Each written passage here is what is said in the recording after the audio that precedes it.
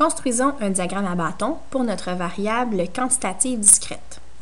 Dans le menu Insertion, on doit choisir dans Tableau croisé dynamique, Graphique croisé dynamique. Ensuite, on sélectionne nos données brutes, seulement les cellules qui contiennent des données avec le titre de la colonne.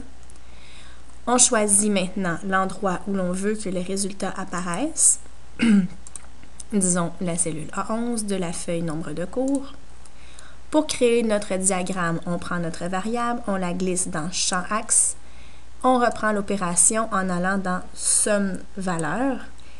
On doit cliquer sur le bouton gauche de la souris, choisir Paramètres des champs de valeur et aller chercher Nombre pour avoir ici, sur l'axe vertical, les fréquences absolues. Si on préfère voir les fréquences relatives, on va cliquer à nouveau sur Paramètres des champs et on va exprimer nos nombres en pourcentage du total général.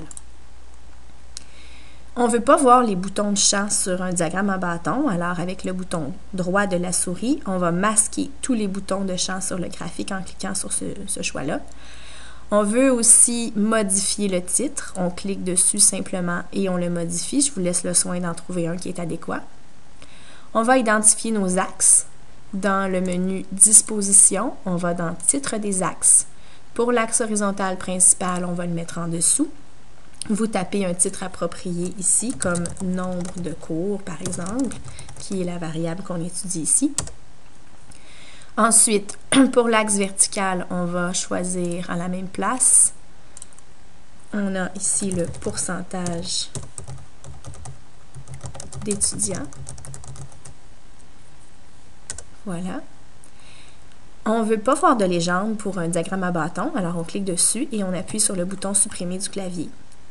Les lignes à l'arrière ne sont pas nécessaires, on peut donc appuyer dessus aussi et cliquer sur le bouton, taper sur le bouton supprimer du clavier. Il reste nos bandes. Les bandes sont trop larges. On devrait idéalement avoir seulement des segments de droite vis-à-vis chacun des nombres vu qu'on a une variable quantitative discrète. Avec Excel, ce n'est pas possible de le faire. Alors, on va faire le mieux qu'on peut avec Excel. On va cliquer sur l'une des bandes bleues. Avec le bouton droit, ensuite, on clique et on va dans « Mettre en forme une série de données ». Et puis, dans la largeur de l'intervalle, on va déplacer le curseur pour l'amener à 500%, soit la largeur la plus grande possible entre deux bandes bleues. Si les intervalles entre les bandes bleues sont larges, les bandes bleues sont étroites. Voici ce que ça donne. C'est le plus étroit qu'on peut faire avec Excel. On va vivre avec. Reste une seule petite chose. Les petites lignes ici qu'on voit entre le 4 et le 5, entre le 5 et le 6, ainsi de suite. On ne veut pas voir ces petites lignes-là. Le mieux, ce serait de les avoir vis-à-vis le 4, vis-à-vis le 5. Pour régler ce problème-là, on clique sur notre axe horizontal. Avec le bouton droit, on va dans Mise en forme de l'axe. Et pour le type de graduation principale, ça c'est ce qu'on a présentement, on n'en veut plus, alors on dit aucun. Et pour le type de graduation mineure qu'on n'a pas présentement, on va dire qu'on les veut sur l'axe. Et ça va régler notre problème. Voyez-vous, les petites lignes, maintenant, elles sont vis-à-vis les nombres. On a maintenant terminé un diagramme en bâton, si ce n'est du titre, évidemment. On peut donc le glisser pour venir cacher le tableau qui a été créé, puisque lui ne sert à rien pour nous.